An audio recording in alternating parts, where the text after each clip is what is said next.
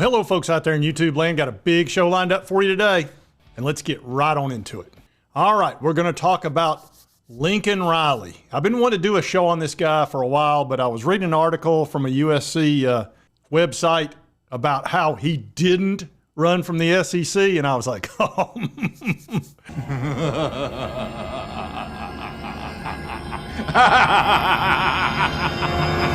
I'm going to get all into this. And this story says Lincoln Riley did not run from the SEC. He took a tougher job at USC. Well, that solves that. I guess we were all wrong. Said we're still hounded by the idiotic rumor that Lincoln Riley ran from the SEC more than 2 years after he jettisoned Oklahoma. As such, the truth continues to evade college football fans. No, it doesn't. We know exactly why he left. He was scared of the SEC. So he ran away.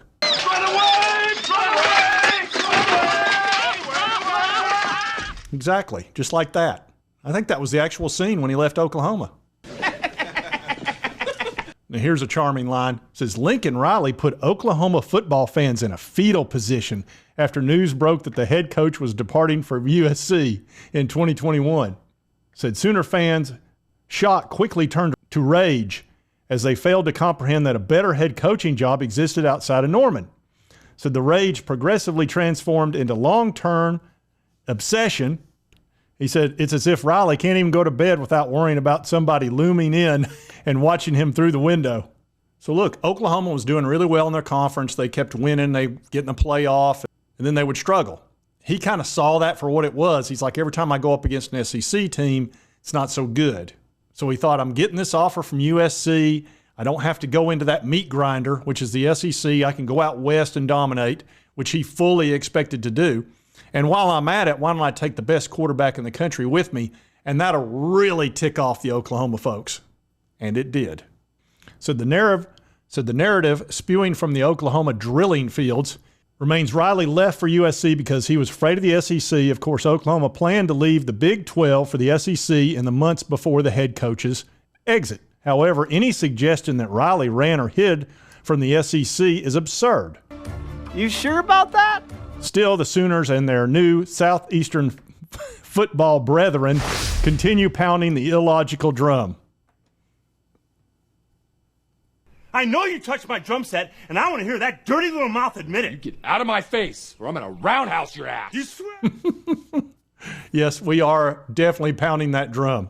Said Joe Castellani recently doubled down on the idea that Riley ran off. Said, I'm sure the Oklahoma's AD remarks were merely pandering to the pro-SEC crowd in a moment of lapsed judgment, but he kicked an ant pile in the process. Few Sooners fans will recall Castellani stated Riley was on board with joining the SEC. He was until he slept on it, and he thought, ugh, I don't want any part of that crap. Said the Lincoln Riley fear rumor was manufactured to accomplish two things. For one, Oklahoma fans who denied Riley would ever dare leave found a convenient excuse. In their minds, the Mule Shoe Texas native was suddenly doing their football program a favor. But the more significant objective behind the ridiculous rumor is that it caters to the inflated egos of the SEC and its fans. I don't know how to put this, but I'm kind of a big deal. Really? How dare you, sir?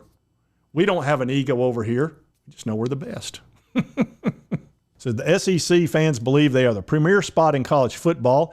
Indeed, the SEC can claim most of the college football playoff championship wins. However, most of the trophies reeking of the SEC are the work of Nick Saban. Aside from the flash-in-the-pan LSU season, only Saban and his protege Kirby Smart have dominated. Do you see what he did right there? He pretty much gave Nick Saban the credit for Kirby Smart and Georgia, and he poo-pooed the LSU win. Those were 3 championships, by the way, of those 2 teams. Good grief, man, he really knows how to downplay something. Said Saban is now retired. Kalen DeBoer has successfully taken the baton, and Alabama doesn't appear vulnerable. As such, the SEC remains a 2-pony show in which the Dogs and Crimson Tide are the prime attractions. Why would any big-time head coach like Lincoln Riley fear that? It's not just the two-headed beast. There's a bunch of great teams in there. LSU, Tennessee, Auburn, now Texas, Oklahoma. Even Ole Miss and Missouri are kind of scary right now after 10-2 seasons last year. There's plenty of good teams to handle what he's talking about. Mr. Ohio said this is exactly how the SEC gets propped up every year. Big Ten plays, here we go, plays 9 conference games and 0 FCS teams. SEC plays 8 and 3 cupcakes. Oh, there they go. There they go. 8 games in the SEC is equivalent to 9 games in any conference. It's just a fact. It is. And I wouldn't agree to go to 9 games unless they paid a bunch of money. We have one Vanderbilt. We have one easy game in the SEC. The Big Ten, for example, Mr. Ohio, there's about 4 or 5 in there. It's just a fact. You think anybody's fearful of the University of Indiana? Let's see. There's Rutgers, Maryland, Iowa. We played Iowa. No offense to Iowa, but they won their side of the conference in the Big Ten, and we were slightly above middle of the road last year. We were 8-4, and we played them in a bowl game. We had multiple opt-outs. They had no opt-outs. We beat them 35-0. Really? Hey, put yourself down now. You're not good. You stink. And that's one of their very best teams. Just saying. Am I supposed to be afraid of Illinois or Northwestern? I don't think so. And now he says Riley doesn't owe Oklahoma or its fans anything. Said the biggest whiners flooding the Reign of Troy, which is this website, over the last 48 hours remain united on the delusion that Riley had a good thing going in Oklahoma. Bob Stoops handed him the keys to an empire. Why would anyone dare leave that situation? Indeed, Stoops did right by the Sooners when he hand-selected Riley as the offensive coordinator. Knowing Riley was the best coach to develop Baker Mayfield, Stoops then did right by Riley in naming him his successor and retiring shortly after that. He said, however, Tequila Bob has repeatedly stated that he felt he stayed at Oklahoma too long. Man, he's been around like a pretzel on this thing. Such begs the question, did Stoops do Riley a favor? Did Riley do Stoops a favor? That is, man, woo! That is the backhanded compliment of the year. It's not even a compliment. It's just a pure smack. It says, either way, Riley wasn't obligated to remain in charge of the Sooners for a lifetime because of a head coach succession plan. It says, digging into the living conditions in Norman versus Los Angeles isn't worth the time because every Oklahoma fan claims to know people leaving California for various reasons. Few USC fans buy such nonsense. I've seen a lot of news about Los Angeles. It's pretty rough out there. Now, granted, he's in a, I'm sure, gated community, probably in some sort of a mansion, but he's getting ready to get into the money here. We're going to talk about that. And here he talks about how taking on the Trojans was a tougher job because when Clay Helton left, it was in the gutter, so he felt like it was a tougher job than staying at Oklahoma where they had the #1 recruiting class at the time.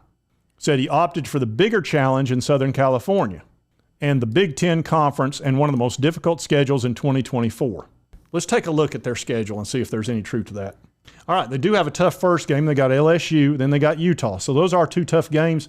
Then they're at Michigan. So the start of their season is very tough.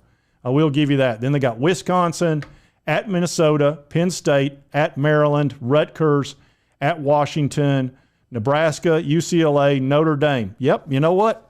I will say this. That is a tough schedule. I don't see them doing – they were 8-5 last year, and they had Caleb Williams. He is dead on one thing. This is a very difficult schedule. It's as tough as being in the SEC. So I got to give him a check mark on that one. But now let's talk about money. He was making $7.8 million in Oklahoma at the time. USC offered him $10 million.